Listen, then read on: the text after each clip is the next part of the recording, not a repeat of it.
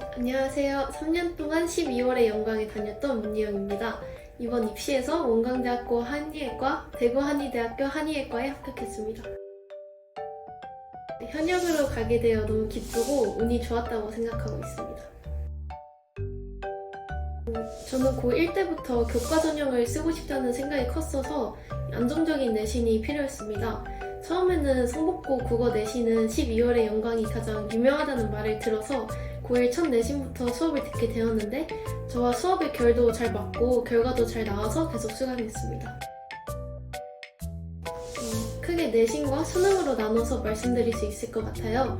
내신에서는 선생님께서 워낙 학생들을 살갑게 대해주시고 수업 자체도 너무 재미있게 해주셨어요.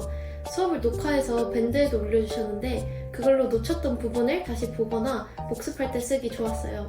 자습하면서는 선생님께서 자체 제작하시는 자료를 썼는데 그게 정말 좋았어요.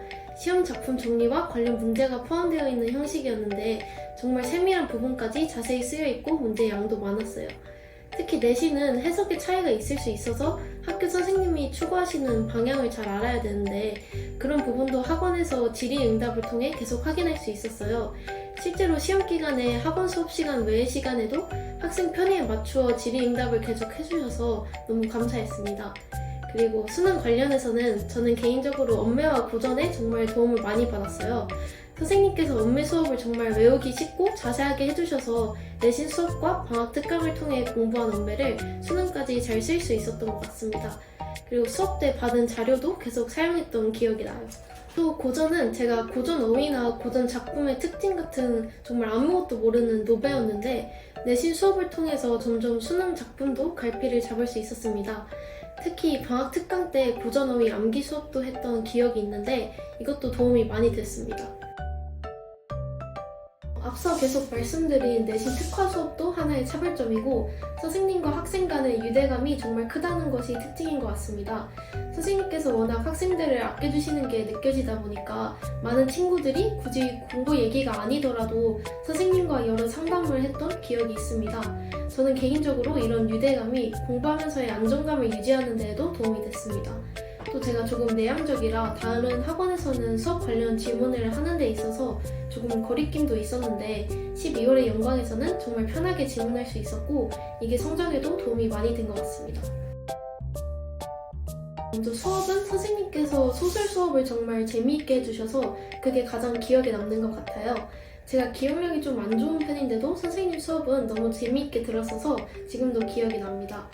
그리고 아무래도 고3 때까지 쭉 학원을 다니다 보니까 기억에 남는 말씀은 너무 많은 것 같아요. 저는 개인적으로 공부를 일단 하면서도 뚜렷한 목표의식은 없었습니다. 그러다 보니까 공부를 하면서도 조금 느슨해질 때도 있었고 고2 올라와서는 모의고사는 점수가 잘 나오는데 국어 내신이 생각보다 쉽지 않아서 회의감도 들었어요. 고3부터는 모의고사까지 생각만큼 잘 안 나와서 좀 더 그랬던 것 같아요. 그래서 어느 순간부터 국어에 점점 자신이 없어졌는데 선생님께서 항상 예영이는 잘하는 아이다 라고 말씀해 주셔서 결과로 보답드리고 싶은 마음에 끝으로 갈수록 더 열심히 할 수 있었던 것 같습니다. 먼저 내신에 대해 말씀드리면 당연한 얘기일 수도 있겠지만 학교 선생님 말씀과 교과서가 중요해요. 특히 은근 교과서 신경 안 쓰는 친구들도 있는데 국어나 과학 과목은 교과서에서 개념 문제나 서술형이 나오는 경우도 많아요. 그리고 내신 공부에서 국어나 영어 같은 언어 관련 과목은 암기가 중요한 것 같아요. 저는 작품을 그대로 외운다는 생각보다는 쭉 읽었을 때 모르는 단어가 없고 관련 개념이 바로 떠올라야 한다는 걸 기준으로 했습니다. 영어는 특히 주요 단어를 기준으로 제가 직접 유의어, 반의어를 정리해서 외우기도 했어요. 관련 외부 작품까지 알면 더 좋겠지만 일단 시험 범위 내의 작품을 완벽히 아는 게 먼저고 시험을 풀 때 자신의 주관을 넣지 않고 지문 내에 확실한 정보를 토대로 답을 골라야 하는 것 같아요. 수학과 과학 같은 과목은 일단 반복이 답인 것 같습니다.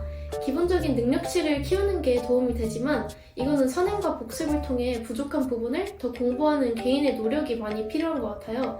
일단 내신 안에서는 학교 선생님께서 주시는 자료 내의 문제들의 변형을 계속 해가면서 빠른 시간 내에 풀 수 있을 때까지 하는 게 제일 중요한 것 같습니다. 그리고 수능에서는 일단 공부 시간 배분이 중요하다고 생각합니다. 저는 개인적으로 본인이 가장 자신 있는 과목을 확보해 놓는 것이 수능 당일의 멘탈 관리에 중요한 것 같아요.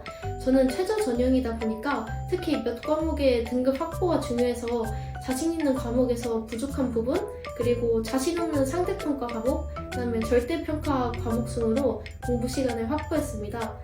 군무 이후로는 탐구 과목을 버리기도 했는데 남은 시간 동안 국영수를 통해서 최저를 맞추는 게 현실성이 있다는 판단으로 했습니다.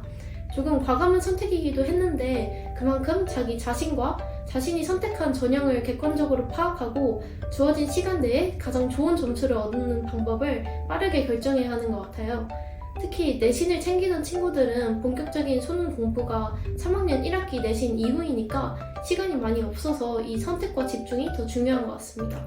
또 내신 수능 관계없이 어떤 과목이든 복습과 정리, 시험 풀 때 본인만의 패턴 구축이 정말 중요하다고 생각해요. 저는 거의 모든 과목의 정리와 오답 노트를 만들고 수능 직전까지 복습용으로 계속 썼습니다. 시험의 난이도와 시험 경과 시간에 따라 또 어떤 상황에서 어떤 행동을 취할지 오답노트와 실무를 통해서 본인만의 패턴을 만들면 실제 시험 상황에서 훨씬 덜 긴장할 수 있는 것 같습니다.